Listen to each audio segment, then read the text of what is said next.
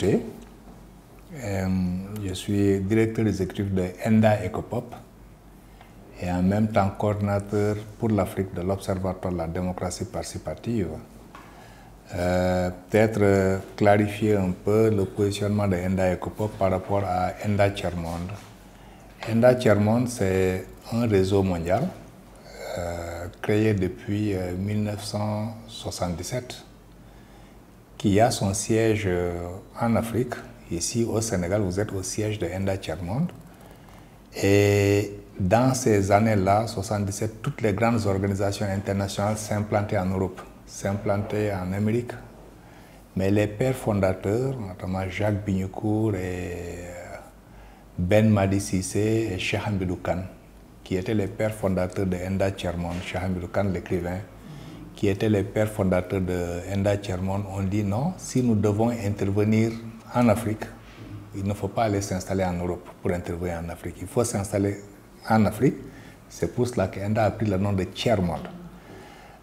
Nos interventions se concentrent essentiellement dans le Tiers-Monde, ici en Afrique, en Amérique latine, au Brésil, en Colombie, à Bogota.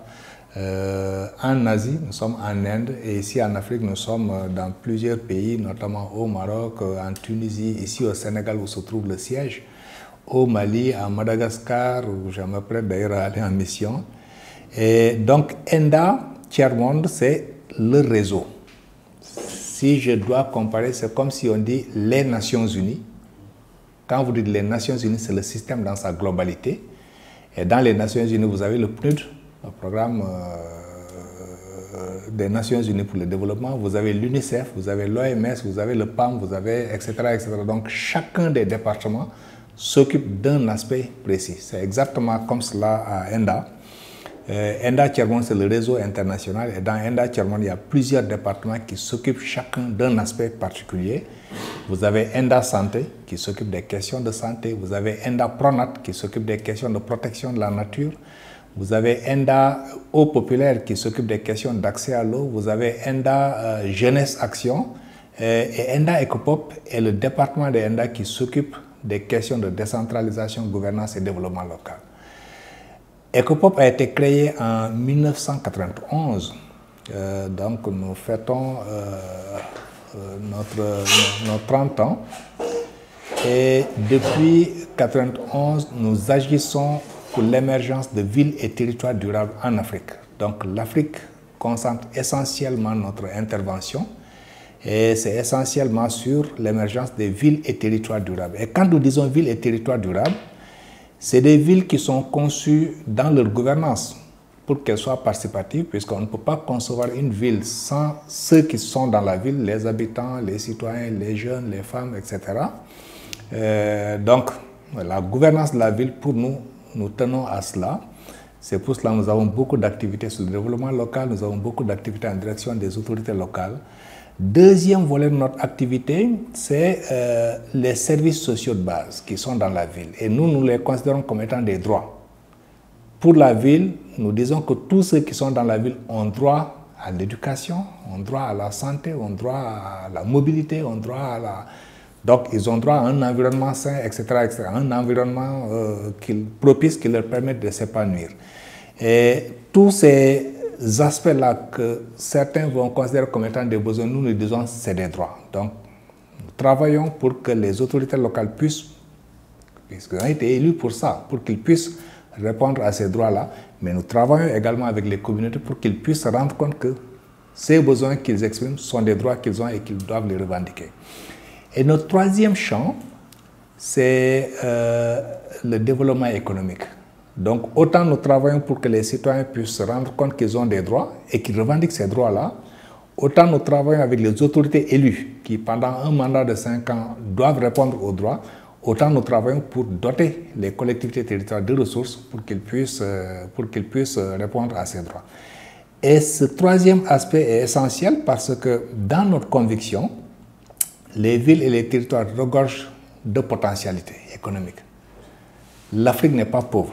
L'Afrique est riche, mais l'Afrique ne connaît pas sa richesse. Et ça, c'est très dommage. C'est l'essentiel du travail que nous faisons. Je vais vous donner quelques exemples pour étayer. J'espère que ça ne nous éloignera pas du thème, mais bon, je vais vous donner quelques exemples pour étayer. Quand vous prenez ce qu'on appelle aujourd'hui les dragons asiatiques, les dragons qui sont en Asie, c'est Singapour, c'est Malaisie, etc. Ils étaient au même niveau de développement que l'Afrique au moment des indépendances. Eux se sont développés parce qu'ils ont identifié un ensemble de potentialités qu'ils ont su exploiter. Ils se sont développés parce qu'ils ont mis en place un ensemble de structures qui leur permettent d'aller vers le développement. Ils sont développés parce qu'ils se sont appuyés sur leur culture et leur contexte pour se développer. L'Afrique, malheureusement, a autant de potentialités que ces pays-là. Je prends juste un aspect, c'est la jeunesse, qui aujourd'hui est une contrainte pour tous nos pays africains et pourtant qui est une richesse extraordinaire. Deuxième aspect, c'est les terres. Aujourd'hui, l'Afrique regorge plus de 60% des terres arables dans le monde. Donc, la principale crise que nous sommes en train de vivre, qui est une crise alimentaire mondiale, trouve sa solution en Afrique. Puisque ceux qui veulent produire pour l'alimentation de leur population, etc., sont obligés de venir en Afrique pour trouver des terres arabes, pour faire de l'agriculture. Et ce que vous voyez aujourd'hui, parlant de spoliation des terres, etc., tire son origine à ce niveau-là. Et donc, l'Afrique a un potentiel énorme, mais l'Afrique ne connaît pas ce potentiel-là. Et donc, pour nous, nous disons qu'il faut construire un développement endogène. Et ce développement endogène part de l'analyse de quelles sont les potentialités que nous appelons les capitaux que l'Afrique a et comment ces capitaux peuvent être identifiés et valorisés. Les capitaux, je vais en citer 4. Le premier des capitaux, c'est le capital financier. On n'en a pas beaucoup. L'argent, on n'en a pas beaucoup. Bon, on travaille avec d'autres pour avoir les ressources. Mais le peu qu'on a n'est pas bien géré. L'actualité récente au Sénégal le prouve. Avec ce qui s'est passé avec la Cour des comptes, etc., les maigres ressources qu'il y a, malheureusement, ne sont pas bien gérées pour qu'on puisse tirer le meilleur profit. Le deuxième des capitaux qu'on a en Afrique, c'est le capital humain et social. Si je prends le capital financier, je disais tantôt qu'on n'a pas beaucoup de ressources financières. C'est vrai, comparé à l'Europe, comparé à l'Amérique, comparé même à une partie de l'Asie, l'Afrique n'a pas beaucoup de ressources financières, puisque malheureusement même notre argent n'est pas fait en Afrique, il est fait ailleurs pour être amené ici en Afrique. Mais le peu d'argent qu'on a, malheureusement, n'est pas bien géré non plus. C'est ce que je peux appeler la fuite des capitaux. Le capital financier fuit. J'avais souvent une image que j'ai d'ailleurs partagée avec le Haut Conseil des collectivités territoriales quand je faisais mon audition, en le disant comme comparaison, c'est comme une vase dans laquelle on met de l'eau. Chacun des acteurs met de l'eau, mais il y a des trous. Donc, quelle que soit la quantité d'eau qu'on va mettre, il va y avoir des fuites. Et c'est exactement aujourd'hui ce qu'on a, où tout le monde dit qu'on n'a pas de ressources financières, mais le peu de ressources qu'il y a n'est pas bien géré non plus. Très souvent, il y a des fuites de capitaux, très souvent, il y a de l'évasion fiscale, très souvent, il y a même une malgouvernance à travers les ressources qui sont mobilisées et qui sont mises à contribution. J'ai donné tantôt le cas de ce qui vient de se passer avec le Covid, où dans un contexte particulièrement difficile, particulièrement mortel à travers le monde, mais surtout ici au Sénégal, dans un contexte où des emplois ont été perdus, dans un contexte où il y a eu beaucoup de morts d'hommes à de grandes tâches, hommes, femmes et jeunes, dans un contexte où le plus petit acteur économique a presque perdu son emploi. Dans un tel contexte, il y a eu un effort important pour mobiliser des ressources pour faire face à ce contexte-là de crise. Mais quand cet effort est venu, venant des partenaires au développement, venant de l'État lui-même, venant des différents acteurs qui sont au niveau national, c'est les marabouts, c'est les citoyens, c'est les jeunes, c'est les femmes. Je pense même que les journalistes, vos confrères, vous avez fait un effort pour rassembler. Quand tout cet argent est venu, malheureusement, on voit aujourd'hui ce qui en a été fait, où l'argent n'a pas été bien géré pour aller juguler le mal pour lequel pourtant tout le monde s'est mobilisé pour l'apporter. Quand nous avons vu les rapports issus, faits par la Cour des comptes, nous avons tous été meurtris. de nous rendre compte que le peu de ressources qui a été mobilisé dans un contexte extrêmement difficile pour tout le monde, ces ressources ne sont pas allées là où ça aurait dû l'être, jusqu'à ce que la Cour des comptes tire sur la sonnette d'alarme en disant bon, il y a eu des malversations et nous attirons l'attention du gouvernement de faire telle chose, telle orientation, telle recommandation, telle poursuite, etc. pour qu'on puisse savoir l'argent, comment ça a été géré. Donc voilà, ça c'est caractéristique de ce que je peux appeler la malgouvernance et qui a souvent des répercussions sur le capital financier qui n'est pas énorme. Il n'est pas énorme ce capital financier-là et qui malheureusement du fait qu'il n'est pas énorme, le peu qu'il y a un accaparement extraordinaire avec une volonté d'appropriation très forte sur les maigres ressources qui existent et qui auraient dû pourtant servir à financer le développement, à prendre en charge les besoins essentiels des populations, des communautés, pour que ces besoins essentiels puissent trouver une réponse et un répondant auprès du gouvernement. Mais ce rapport doit... Je pense que le gouvernement n'a pas d'issue dans tous les cas. Il n'y a pas d'autre voie que de répondre à ce que la Cour des comptes a recommandé. Engager des poursuites pour ceux pour lesquels ils ont géré et tout le monde dit que ça a été mal géré. Ouvrir des informations pour là où nous pensons que bon, les informations ne sont pas très claires, il y a des suspicions mais ce n'est pas clair. Ouvrir des informations pour clarifier les choses, c'est important pour le gouvernement, c'est important pour l'ensemble de la nation. Tant qu'on ne clarifie pas cette situation-là, je pense que le Sénégal va s'installer dans une défiance et une méfiance extraordinaire et qui n'est bénéfique à personne. Le futur risque d'être très compliqué. Je pense que par le passé, nous avons eu des choses comme ça, mais cette fois-ci, ça franchit une ligne rouge qu'on n'aurait jamais dû franchir, où la prédation des ressources, en tout cas prédation présumée des ressources, a atteint un niveau où on n'aurait jamais dû franchir. Donc, la recommandation de ENDA, c'est qu'il faut donner suite aux mesures et recommandations qui ont été faites par la Cour des comptes, allant dans le sens de là où on a vu que les gens ont détourné, qu'on les mette en prison. Là où on dit, bon, on ne sait pas ce qui s'est passé, il faut clarifier, qu'on ouvre des informations. Et là où on dit, non, c'est des bonnes pratiques qu'il faut documenter et qu'il faut vulgariser, qu'on capitalise ces bonnes pratiques-là et qu'on les donne en modèle pour ceux qui doivent gérer, puisque c'est l'argent public.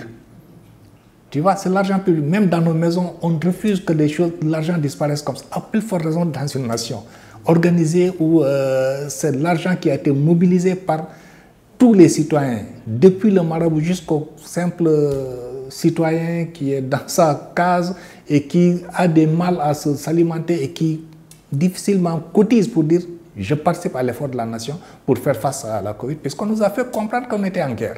Mais quand on est en guerre, tout le monde se mobilise. Alors, si tout le monde se mobilise pour rassembler les ressources et le confier à certains à qui nous avons confié nos destinées et que cette classe-là fasse le détournement, ce n'est pas bon. Ce n'est pas bon et si nous ne clarifions pas cette situation-là, malheureusement, je pense que le Sénégal va aller vers des lendemains incertains, notamment en termes de méfiance, en termes de défiance vis-à-vis des institutions et ce n'est jamais bon qu'un pays puisse arriver à ce niveau-là où on va se méfier des institutions, où on va même défier les institutions. Donc demain, si ce n'est pas clarifié, il ne faut pas être surpris qu'il y ait des émeutes.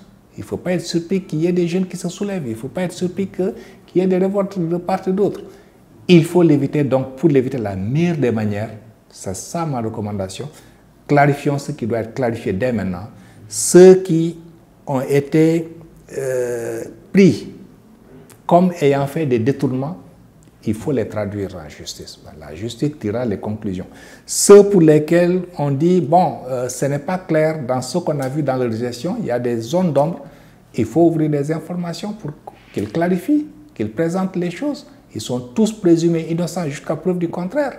Mais là où ils produiront des informations et que la Cour des comptes ou le magistrat instructeur disent ce n'est pas bon, en ce moment, ils vont être traduits devant la justice. Ceux pour lesquels, comme je l'ai dit, bon, on a pensé qu'ils ont fait une bonne gestion, puisqu'il y en a qui ont fait une bonne gestion, bon, qu'on les félicite, qu'on les encourage pour le travail qu'ils ont fait et surtout qu'on les donne en modèle à tous ceux qui sont des gestionnaires des ressources publiques. Il faut dire que sur cet axe-là, nous travaillons beaucoup avec plusieurs pays d'Afrique. Je dis, on est dans une trentaine de pays, d'une part, et nous travaillons beaucoup aussi avec l'Union africaine, qui a parmi ses commissions une commission spécialisée qui s'occupe des collectivités et de la décentralisation. Et le constat qui a été fait à travers l'Union africaine et qui a d'ailleurs été stabilisé dans la Charte africaine des valeurs et principes de la décentralisation, c'est que le contexte de décentralisation en Afrique est très difficile. C'est un contexte qui est extrêmement difficile, extrêmement compliqué. Les maires et les élus sont souvent placés dans une situation où ils sont presque entre le marteau et l'enclume. Une des recommandations de la Charte africaine adoptée par les chefs d'État, à l'article 20, vous verrez que l'Union africaine a recommandé l'organisation d'un système transparent pour primer l'excellence, et c'est exactement ce qu'on a fait. Et c'est d'ailleurs pour cela qu'après ces éditions qu'on a fait, cette année, quand on a tenu le sommet Africité, le sommet des villes d'Afrique, l'Union africaine nous a recommandé de passer à l'échelle, c'est-à-dire de passer du Sénégal et faire une édition continentale, mais en procédant d'abord dans la sous-région, Afrique de l'Ouest. On va organiser donc l'année prochaine, 2023, ça va être la première édition dans la zone CEDEAO. Et ensuite, nous allons élargir aux autres sous-régions. Chacune des 5 sous-régions aura son édition pour avoir en définitive une édition continentale pour primer l'excellence et les innovations dans les collectivités territoriales auprès des journalistes et auprès des chercheurs universitaires. C'est vrai que le prix d'excellence tire son origine exactement de ces recommandations de l'Union africaine, puisque dans la charte africaine dont j'ai parlé tantôt, qui a été adoptée par les chefs d'État en 2014, réunis en sommet à Malabo, les chefs d'État ont recommandé que malgré le contexte de l'environnement difficile, il y a aussi des bonnes pratiques et des innovations qui se font un peu partout. Et c'est important de regarder aussi ces bonnes pratiques et ces innovations. C'est important de célébrer l'excellence là où ça marche. Donc bon, on s'est appuyé sur ces recommandations en disant comment on va le faire, et donc on a tenté la première expérience ici en Afrique, on a tenté nous la première expérience au Sénégal et en 2018, et nous avons organisé la première édition du prix d'excellence. De quoi s'agit-il? Le prix d'excellence, c'est une approche volontaire qui permet à des collectivités de se mesurer et de savoir qu'est-ce qui marche, qu'est-ce qui ne marche pas. Et de dire dans ce qui marche, qu'est-ce que je peux montrer en exemple aux autres et qu'est-ce que je peux montrer aussi en exemple pour qu'on puisse me conseiller pour aller de l'avant. Donc la première édition s'est tenue en 2018 et a été structurée autour de différentes catégories d'acteurs. Nous considérons que c'est ces acteurs-là qui font la décentralisation, c'est les autorités locales, c'est les journalistes communicants, puisque vous faites une remontée d'informations extraordinaires sur ce qui se passe dans les territoires et qui n'est pas connu. Et donc vous faites la remontée soit par des articles de presse, soit par des documentaires, des reportages que vous faites et qui peuvent être vus et perçus pour que les gens se rendent compte de qu'est-ce qui se passe dans les territoires. Mais c'est aussi les chercheurs universitaires qui très souvent, sur des questions pour lesquelles il y a encore des défis, il y a encore des questionnements que nous nous posons, eux ont l'opportunité de les prendre pour en faire des questions de recherche, soit pour écrire des articles scientifiques, soit pour écrire des thèses de doctorat. Et donc, voilà les 3 catégories d'acteurs qu'on a ciblés. Et c'est vrai que 2018, jusqu'à maintenant, il y avait une 4e catégorie d'acteurs qu'on n'avait pas mis et qu'on a mis cette année, c'est la catégorie du citoyen lui-même. C'est vrai qu'on parle de gouvernance, mais la gouvernance, c'est aussi le citoyen lui-même. Quel modèle de citoyen on veut et qui puisse donner un exemple pour dire quand je suis citoyen, j'ai aussi un rôle, j'ai aussi une contribution dans le développement de mon territoire. Et donc, voilà les 4 catégories qu'on a prises. Et donc, pour la catégorie des autorités locales, nous avons exactement pris les recommandations que l'Union africaine a fait en disant qu'il faut évaluer la participation et l'engagement citoyen. Première catégorie. Deuxième catégorie, il faut évaluer la transparence et la redevabilité. Quand on dit transparence, c'est est-ce que les gens sont transparents dans ce qu'ils font, dans leur approche de gouvernance, et redevabilité, est-ce qu'ils rendent compte de ce qu'ils font? Aujourd'hui, c'est ce qui est interpellé au niveau national déjà, d'ailleurs, au niveau du gouvernement. Il faut travailler sur troisième niveau, l'inclusion, l'égalité et l'équité. Est-ce que les collectivités territoriales ont des approches qui sont inclusives? Est-ce qu'ils ont des approches qui sont basées sur l'équité? Est-ce qu'ils ont des approches qui sont basées sur l'égalité aussi? Bon, quand je dis égalité et équité, évidemment, c'est pas très, mais c'est différent. L'égalité, une approche égalité, c'est une approche où tout le monde participe. Mais quand on dit une approche équitable, c'est une approche qui est basée un peu sur ce qu'on va appeler la justice sociale. Notamment ceux qui sont des handicapés, comment s'assurer que, puisque ce n'est pas leur faute, c'est la nature qui les a rendus comme ça. Et donc, ça c'est la troisième catégorie. La quatrième catégorie, c'est l'efficience et l'efficacité et l'efficience budgétaire. En d'autres termes, comment les maigres ressources qu'il y a dans les collectivités, ces maigres ressources puissent aller vers les besoins qui sont définis par les communautés. Très souvent, quand il y a des investissements à faire, malheureusement, ces investissements, on le constate au niveau des États, mais on le constate aussi au niveau des collectivités. Ces investissements vont aller vers des secteurs qui ne sont pas prioritaires pour les populations. Alors, nous disons, bon, il faut que les ressources qu'il y a, que ces ressources puissent aller pour la prise en charge de la demande sociale. Donc, que ce soit des ressources qui soient investies de manière efficiente et que ce soit en adéquation avec les attentes et les besoins des citoyens, en gros, que ce soit en adéquation avec la prise en charge de la demande sociale. La cinquième catégorie, c'est la catégorie de la solidarité, telle que je l'ai dit tantôt, et qui a été définie également par l'Union africaine pour la prise en charge notamment des communautés vulnérables. En matière de santé, on va dire la protection sociale, par exemple, comment la prendre en charge, puisqu'il y a certains, quel que soit le truc, s'il n'y a pas de solidarité, ça ne marche pas. Et cette protection sociale, ça peut aller vers les populations, comme ça peut aller vers les territoires. Et de plus en plus, d'ailleurs, nous recommandons que ça aille vers les territoires pour que nul ne soit laissé en rade. Et la sixième catégorie pour les autorités locales, c'est la territorialisation des politiques publiques et des agendas internationaux. Le constat est que ces agendas internationaux répondent tous aux besoins de « nous voulons améliorer les conditions de vie des populations ». Si vous prenez les objectifs de développement durable, c'est ça qui est visé en fine. Si vous prenez l'agenda pour l'Afrique, l'agenda 2063 de l'Afrique, c'est ça qui est visé en priorité. Si vous prenez les politiques publiques aussi, bon, à travers nos États, il y a différentes politiques publiques qui concourent à l'amélioration des conditions de vie des populations. C'est le cas du PSE ici, c'est le cas de l'agenda climat, c'est le cas de la politique de jeunesse, c'est le cas de zéro bidonville, etc. Donc voilà un ensemble de politiques publiques que nous essayons de voir comment est-ce que les collectivités s'en approprient et comment est-ce qu'ils le traduisent en action. Ça, c'est pour les collectivités territoriales. Alors ici au Sénégal, c'est pour les communes, c'est aussi pour les départements. Alors, quand on prend les journalistes et les communicants, nous avons ciblé deux domaines, deux catégories. C'est les journalistes qui font des articles de presse.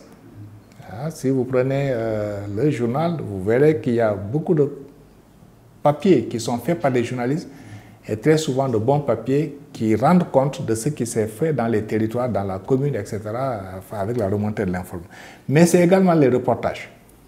Très souvent, bon, si ce n'est pas la plume, c'est la caméra qui permet de rendre compte qu'est-ce qui se fait à Fass, qu'est-ce qui se fait à Colobane, qu'est-ce qui se fait à Gueltapé, qu'est-ce qui se fait dans la Médina, qu'est-ce qui se fait à Médina Yoro-Fula, etc., etc. Donc, à travers des reportages, je me souviens, en 1998, on avait eu un excellent reportage sur Toubacouta, comment les femmes participent. Bon, en 2019, on a eu un excellent reportage sur Bopoudior à Saint-Louis, qui était aussi bon. Donc voilà, pour les journalistes, c'est les deux catégories d'acteurs. Les journalistes qui par les écrits, articles de presse ou par les documentaires. Pour les chercheurs maintenant, universitaires, nous avons ciblé là aussi deux catégories d'acteurs. C'est ceux qui sont des doctorants, donc qui prennent un sujet et qui travaillent là-dessus pendant quelques années pour écrire un mémoire, une thèse. Mais c'est aussi ceux qui sont déjà des enseignants, chercheurs, et qui font des papiers scientifiques. Voilà les différentes catégories qui sont ciblées. Et bon, maintenant, on a introduit la dernière catégorie cette année, c'est le citoyen modèle, qu'on appelle citoyen modèle transformateur, à qui d'ailleurs nous avons donné le nom du père fondateur de ENDA, Jacques Bignoucourt, le prix du citoyen transformateur, le prix Jacques Bignoucourt pour le citoyen transformateur.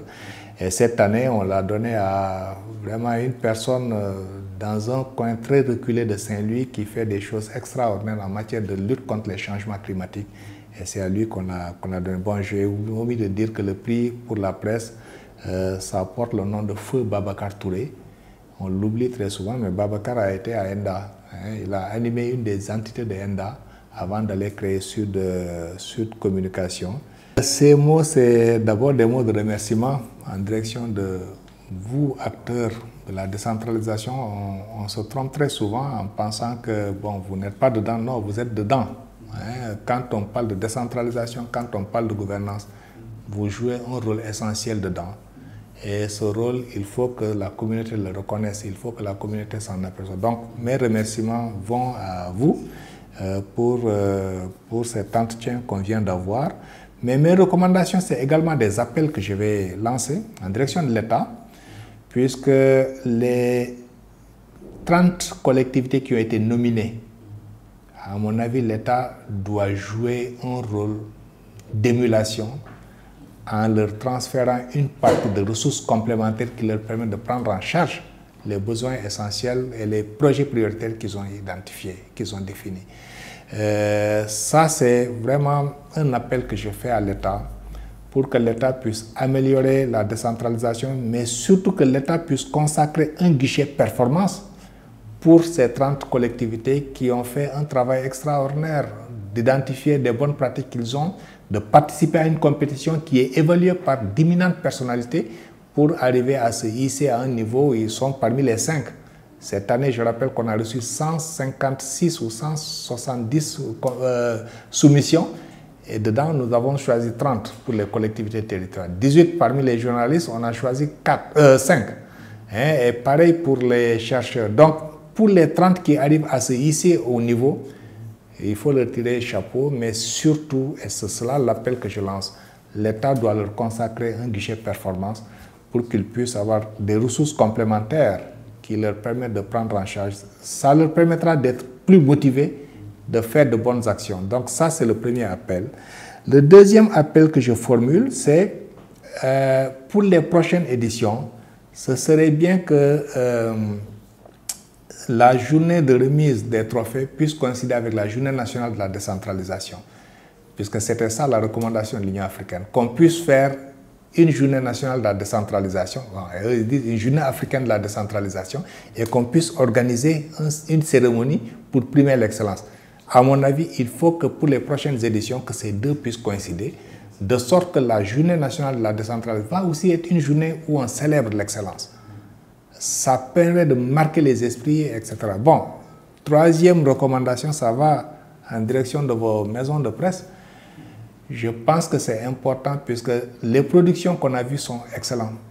Mais quand on analyse derrière, on sait que c'est la maison qui a aussi mis, au-delà de la volonté du journaliste qui est allé chercher l'information, c'est aussi des moyens qui sont derrière qui permettent d'aller de l'avant. Donc je lance un appel pour que ces maisons puissent...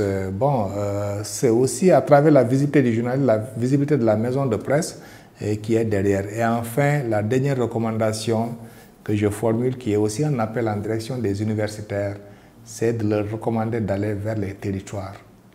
Il y a un foisonnement extraordinaire d'initiatives là-bas, mais il y a un foisonnement de défis qui les interpellent. Et ces défis, c'est les chercheurs qui doivent trouver des solutions à ces défis-là.